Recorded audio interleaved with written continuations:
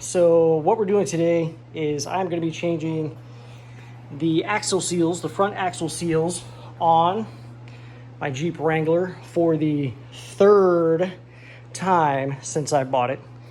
So I've replaced these seals twice already because it was leaking not long after I bought the Jeep. And then I did the repair, started leaking again, done the repair again, and now it's leaking again. So the second time I did it, when I took a look at the seal on the inside, it looked like this little bit in here, that little rubber part on the inside, was starting to wear a little bit. So I'm not sure exactly what's happening, what the mechanism of failure is. The first time I did it, I did not pre-lubricate this with gear oil. Second time I did, and also put RTV sealant around where that red ring is to make sure that it wasn't bypassing the seal somehow and getting around the seal. So that didn't work.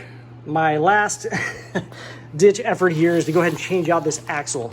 I do know that this Jeep was in an accident on that front left side, which is the side that keeps leaking.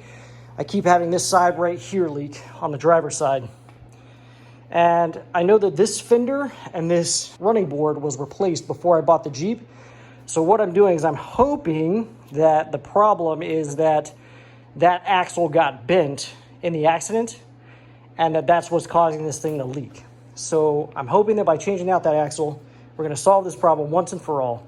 So join me as we have an adventure on this Friday morning to change this axle seal for the third time on this Jeep. Let's do it. The first thing I'm going to do is, obviously I've got the car jacked up, got it on jack stands, got the wheels underneath just in case as a safety precaution. I'm going to go ahead and pop that axle nut that's right there using my impact wrench and hoping that I have the right size axle nut because I didn't check that before starting. Probably would have been a good idea, but I didn't do it. So let's see what we've got. All right then, going through my toolbox, I have a 36 millimeter and a 34 or 36 inch. I have a 36 millimeter and I have a 34 millimeter. The 34 millimeter does not fit. The 36 is a little loose, but I think I should be able to zip it off using this one. That's the closest size I've got. So it must be a 35 or, US standard size.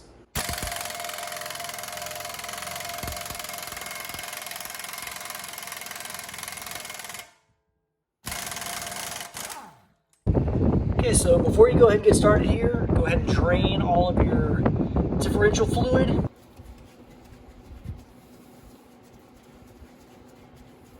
Got all my bolts out except this one on the top. That way I can just kind of swing out the cover like I just did. Wipe off any stuff on the edge. Right, so the next thing we're going to do is remove our brake caliper.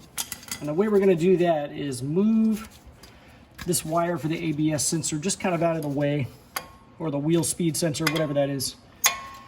And I'll put a nice breaker bar on that and just pop that loose. So that's your upper bolts.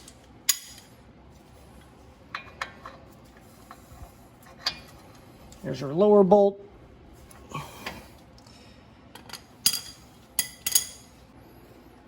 And I'm going to go ahead and remove the two bolts by hand. If you have an air ratchet, it might be handy to use that here. If you see, they throw it off easy enough by hand, or at least mine do. If yours are rusty, an air ratchet would definitely come in handy here. Again, this is my third time doing this in the last less than 2 years, so these bolts are loose already. I say loose, but they don't have corrosion or anything. So you've got your two bolts out for your caliper. Next thing you're going to do is I like to just take a piece of wire, extra piece of wire I have laying around, slide my caliper off, put an end through my caliper hole, maybe. It's going to make me look like an idiot right now because I'm on camera. I'm just going to loop one end through there, give it a little twist so it doesn't come out. And then I'll thread this around through my spring here. Give that a little twist so it's out of the way. So I'm going to remove brake rotor, and I see I've got a little WD-40 on there. You want to make sure you clean anything like that off. So a 5 millimeter fits nicely here. Got a 5 millimeter Allen wrench.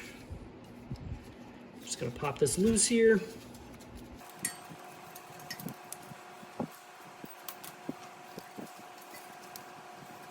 If this is being a little difficult like mine is, you might want to get a little screwdriver to kind of pry that up, and also go ahead and release it from this bracket here. But the next thing I'm going to do is work on loosening the 3 bolts. You can see them here on the backside holding the wheel hub in. Actually, I think I'm going to go ahead and knock this in before I loosen this, because that'll give me a little more leverage to knock that spindle in. So the first thing I'm going to try is a dead blow hammer. Let's give this a couple whacks, see what happens.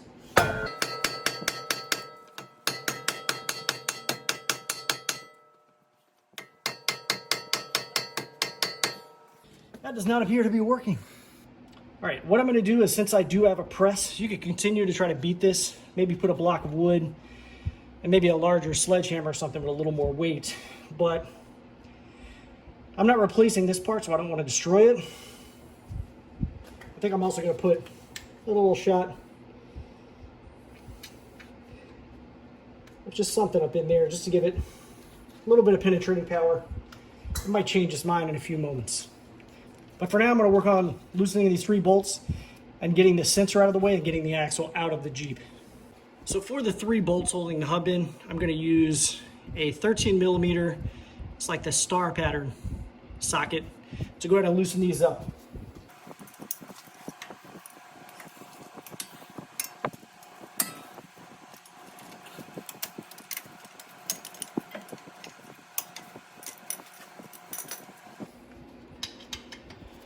I think that last video, that last little clip was a little dark there. Decided to use the flash on the camera on my iPhone. That one's a little snug still. So's that one.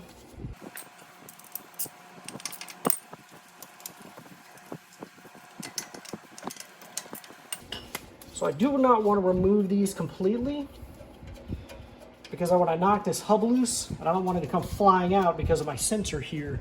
These things are pretty delicate, so you want to be careful with them.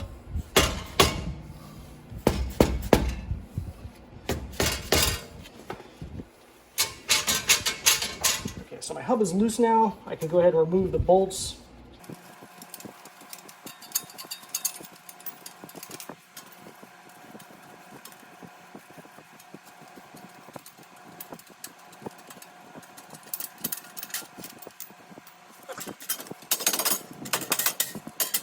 Okay, so now I'm able to rotate this. That means I will be able to get my sensor out.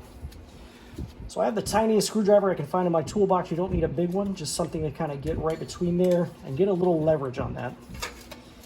And then go ahead and shimmy that up and out. And as you can see, as you try to attempt to get this out of here, rotating it helps to remove it from the space. So kind of tuck this behind something over here where it's not going to get damaged. And then you can continue to remove your axle.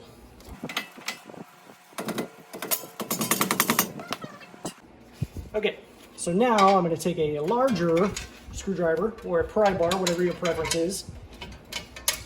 A slide hammer may also work here. Just kind of get between here, start working this thing out. And there we have it. So the axle is free from the axle housing.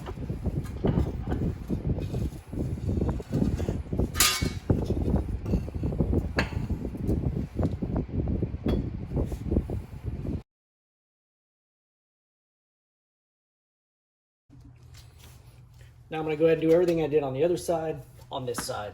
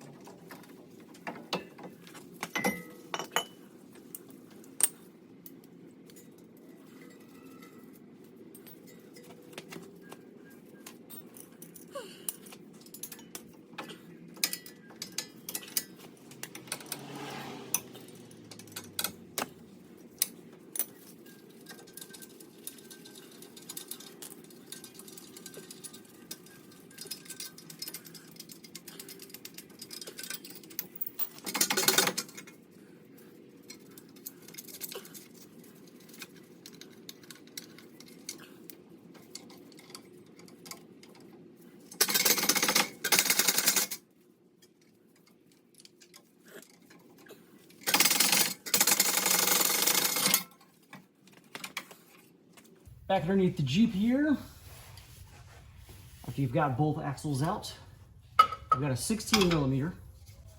I'm gonna go to pull my bearing caps.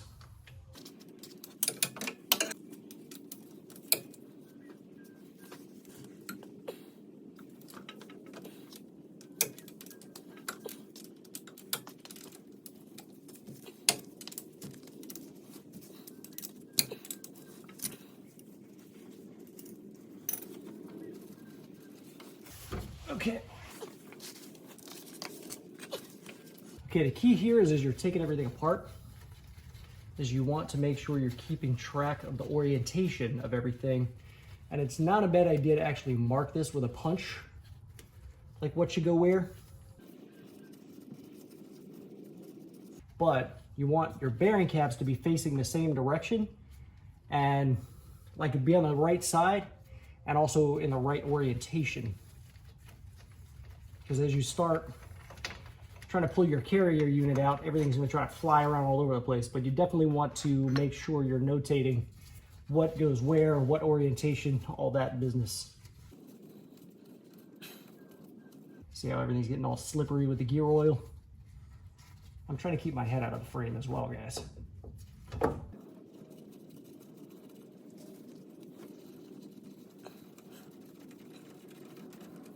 It's a little tricky with the camera, the light, and working on the floor. If I was on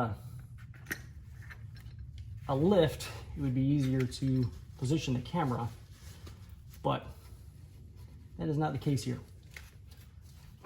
Okay, now at this point you want to be really careful once you have your bearing caps off, because there are spacers on either side of this carrier unit on the outboard side of the bearings, and you want to make sure that you don't mix those spacers up, because they have to go back in where they came out. So as you're shimmying out your stuff here, you want to make sure that you do not mix those up. So what I'm trying to do is just kind of wiggle this back and forth so I can get at least one of these spacers out of here. Because the last thing I want is for it to fall out and then I mix them up. So I'm trying to get at least one of them out, which doesn't seem to be really happening. So I'm just gonna be very careful here.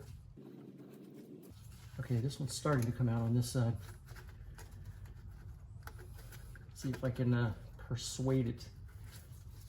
Either that or keep my finger there to keep it from actually falling. See, everything's all slippery now. Let's get that spacer out of here. And I'm gonna place that on the right side so I'm not mixing that up with anything else. I'll go ahead and get the carrier unit out. I'm gonna go ahead and grab that other spacer off the other side too, again, so it doesn't fall when I mix stuff up.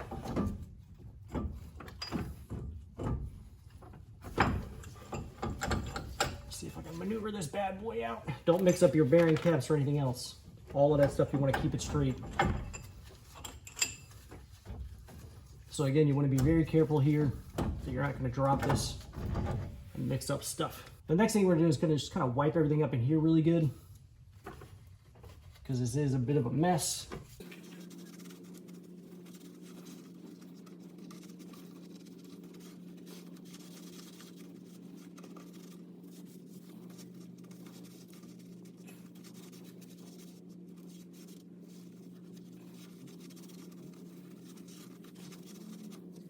So in order to get the seals out, I like to take this, I think it's 1.25 inch, 1.5 inch conduit. It's PVC, so obviously it's not gonna hurt anything inside the housing. I'm gonna go ahead and slide that in and then beat that with a dead blow hammer. All right, so you've got the seals out. The next thing you want to do is clean up in those tubes really good. I've actually already started wiping it, but as you can see, there's still a buttload of crap up in there. So in order to take care of that, I'm gonna spray some brake cleaner in there, and then I have fashioned this tool that is reminiscent of those little monkeys putting the little straw down an ant hill over in Africa and picking up the little ants. But I'm gonna spray the brake cleaner up in there, and I'm gonna wipe it really clean with this. And again, this is my third time doing this job, so I don't know if it's because I didn't get that tube quite clean enough and picked up a little sand on the way in there, got that in the seal. I don't know what the deal is, so I'm making sure I get everything nice and clean this time.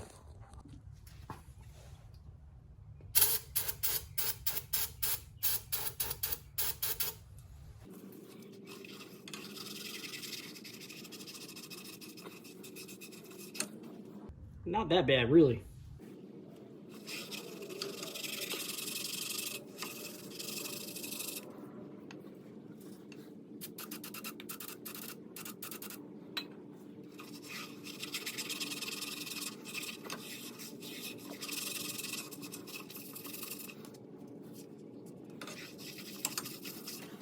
So then, of course, everything you're pushing around there would have come down into your case.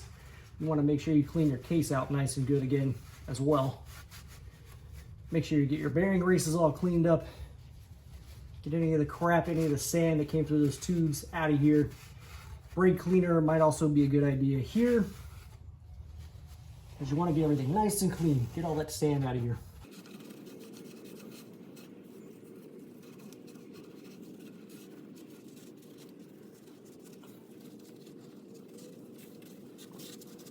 What I've just done is nowhere near clean enough. So again, make sure you come back, wipe it some more, wipe it again. Keep wiping it, get it nice and clean. Do be careful around these edges. They are a little sharp. You can cut yourself easily. But you get the idea. Get this junk all nice and clean. So in my final quest for cleanliness, I'm taking my compressed air and I'm just blowing everything out, trying to get all of the sand out of here, get everything nice and clean before I try to reassemble this stuff.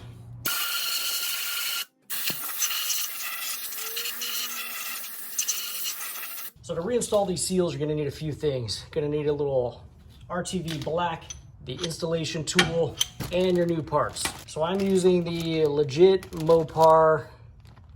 You can see the part number on there, 683427-1AA. That is that new two-part design that they have for these seals. And pressing it in with this thing with a little RTV black around the edge should hopefully seal everything up nice and tight. No more leaking. So another thing I'm gonna do before installing these is actually pre-lubricate the little edge right here. I'm just gonna put a little bit of gear oil right there, just a little drip, and then rotate that little center part around so that we get a little bit of gear oil on the seal. I'm gonna avoid getting around this edge because that's where I'm gonna put my RTV black. Right inside here, that little lip, I'm gonna drip just a tad of gear oil. So I figured I'd pull the camera out and show you real quick.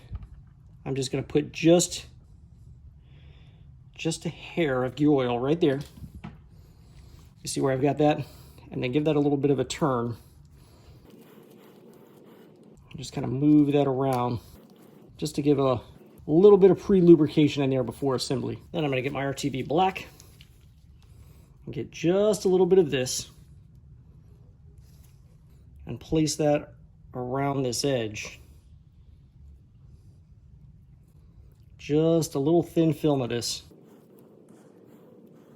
around the edge to give us a nice good seal when we put this in that case. I keep going too far to the side, but you get the idea. Just give a nice little film of RTV black around the edge before installation. Okay, I like to hold the seal like this to place it. Since I've got the RTV around that edge, I had a little piece of RTV hanging there from the old seal. But you're just gonna place the seal into position and then take your special little tool, put that in place, slide it into position, and then begin threading that nut over so it starts to press in the seal. And this will automatically start pressing that seal in nice and straight for you. I'm giving it a little wiggle just to make sure, but you see this fits right down into the seal and it's gonna push it in nice and straight. I don't know what size wrench this is. I've just got a crescent wrench. I don't think I have anything that big to use here. But a crescent wrench is sufficient. It will take a bit of time. Take your time. Make sure that you're paying attention to how this seal is pressing in. You want it to go in nice and straight. With this tool, it should. I've not seen it try to get wonky in there with this tool. But again, just pay attention.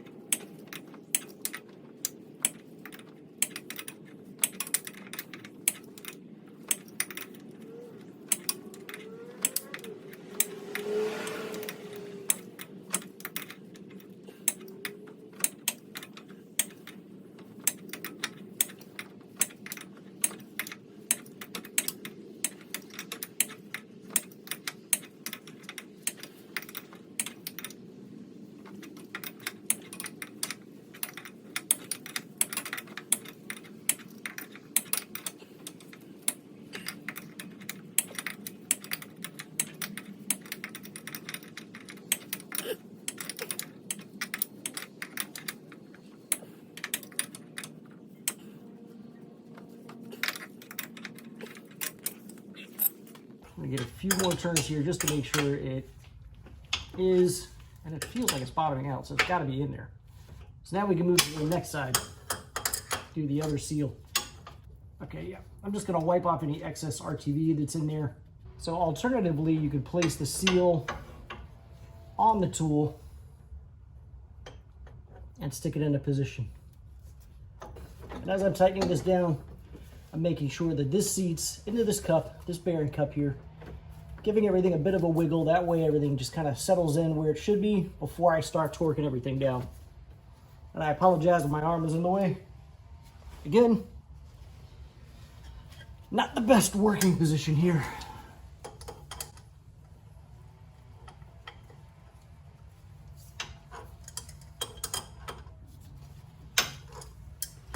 But hopefully you're getting the idea of what's happening, and this is going to help you complete your job.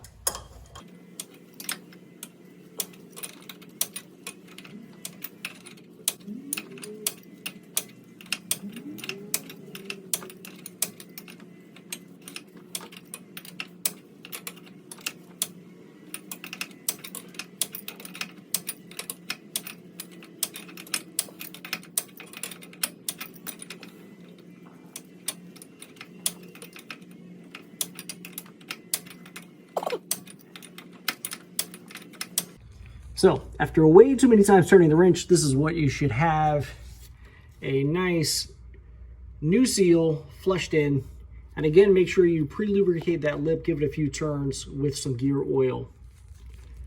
So from here, you're going to put your carrier unit back in. And that's pretty self-explanatory. You're going to make sure that you get your shims in the correct position, your bearing caps in the right orientation.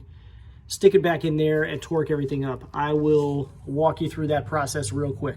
And what I'm going to do is I'm going to pick up my spacers, one for each side. I'm going to put my fingers through them like this.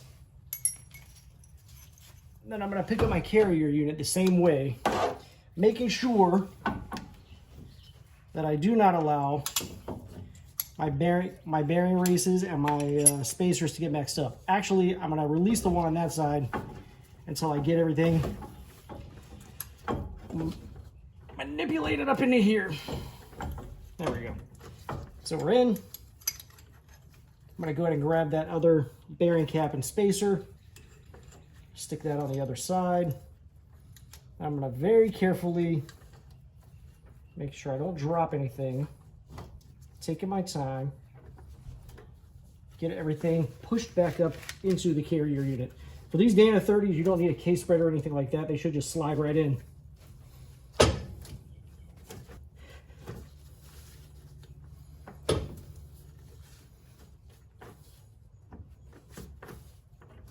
I've done this before. I was able to get it to slide in.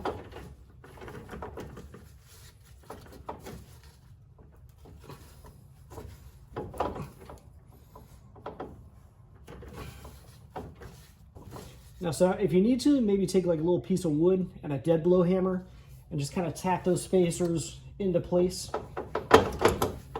Or you can, there we go. That works too. Just kind of pull your carrier unit in and out. And I'm not going to trust gravity here. I'm going to go ahead and get my first bearing cap in place because I do not want this thing falling out. Get these bolts started. I was going to wipe my hands off since there's gear oil all over them, but again, I don't want to trust gravity holding this stuff in, because if it falls out and I mix up my spacers, I'm in trouble. You could have maybe measured them while they were out as well. That way you don't get them mixed up. Make a note of which one is on which side. I did not do that, so if it falls, I am in trouble. So let's get our bearing cap started. Then I'll go clean my hands off. We'll come back and get these bolts torqued down. Now the torque for these bolts is 45 foot-pounds, and the torque for the cover bolts are 25 foot-pounds.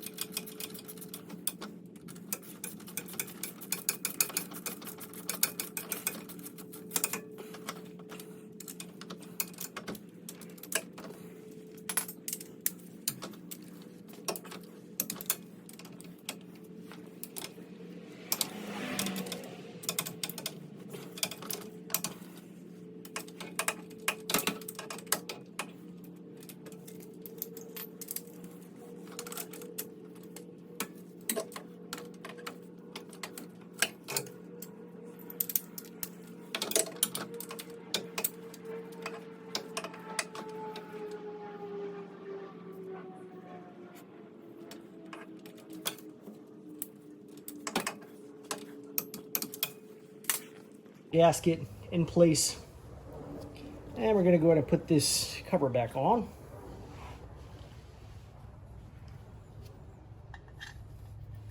I like to stick one of the bolts through the cover and through the gasket, just to kind of get everything aligned first. And I like to use that upper bolt, the uppermost bolt there, just to kind of get everything started and kind of hanging in the right position.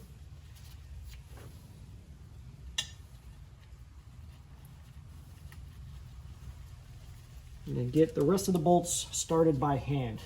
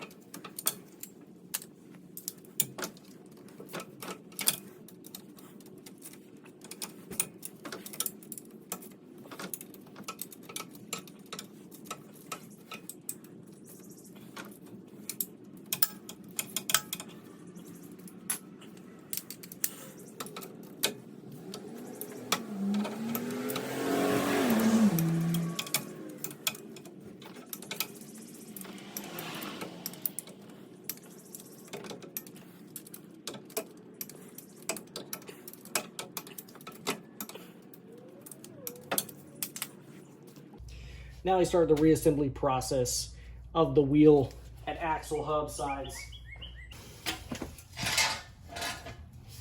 So before sliding this axle in, I'm gonna wipe it down really good, make sure there's no dirt and or debris on there. And then what I'm gonna do is take a bit of gear oil and lubricate the end of this a bit so that it slides through that seal nice and easily without tearing the rubber. And then you want to make sure this goes in nice and straight. Those little plastic guides that I have been ruined. I'm not sure where to pick them up new. If you know where to get those, please put that down in the comments for other people. But what I'm going to do is kind of use my hand as a guide, and I'm going to very carefully make my way down the tube. I'm going to try to not slide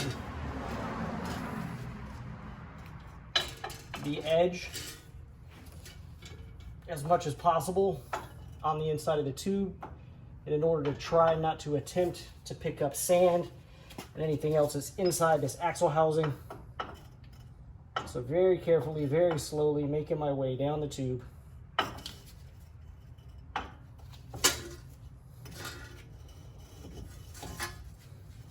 As you can see, it might be quite difficult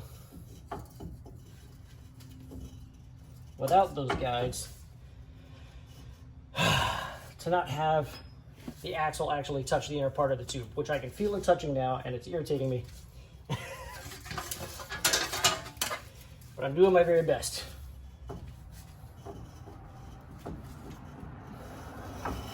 Actually, I do not like the way that sounds. I feel like I'm picking up a bunch of dirt and grit. So I do have my guides sitting over there still. I'm going to try to put it back in there. Even though it's a bit deformed, I think it would be better than rubbing this all over and catching sand and getting it all nasty. Okay, so I picked this back up out of the trash. You can see it is broken, but I think it would be better to use this broken than to rub this all over the sand and dirt and everything that's up inside that tube. So I'm just going to kind of stick it in position. I'm going to put it as far down near the end of this as I can, because as I'm sliding it in, it's going to slide down the tube. Then I'm going to reapply a little more gear oil, fresh clean gear oil on that. since I feel like I got it dirty a moment ago. Again, making sure that's all cleaned off. And let's try this again.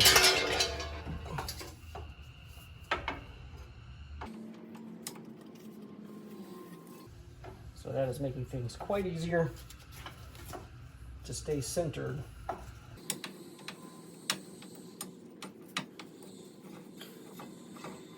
Okay, we've just made our way through the seal.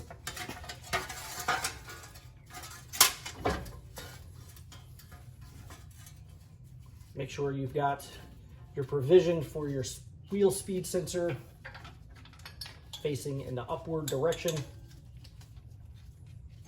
Gonna wrap that around here again, fish it through your metal cover.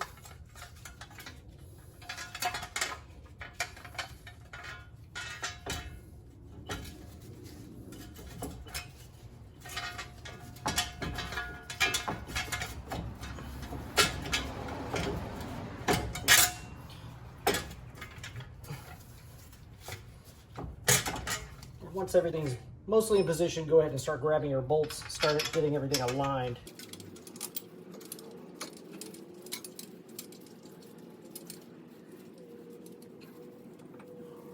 I'll go ahead and push this in.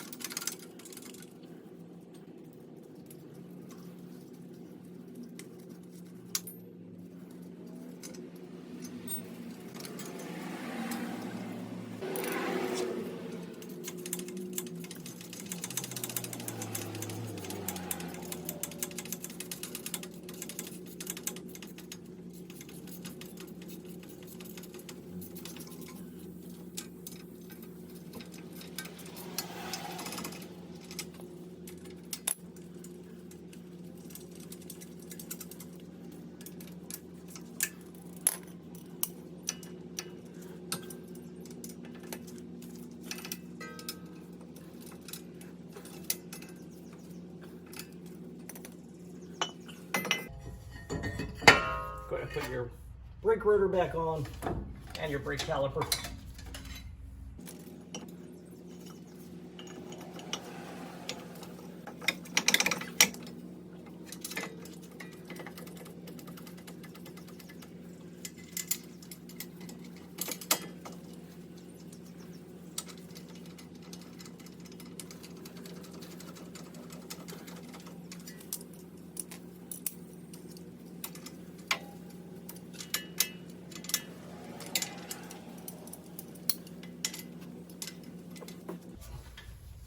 And I would recommend following the recommended torques for that.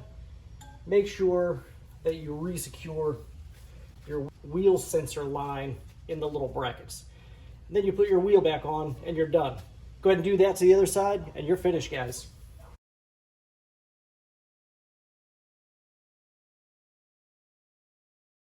Everyone, if you enjoyed today's video, I would invite you to go ahead and hit the subscribe button down below right there on the right hand corner.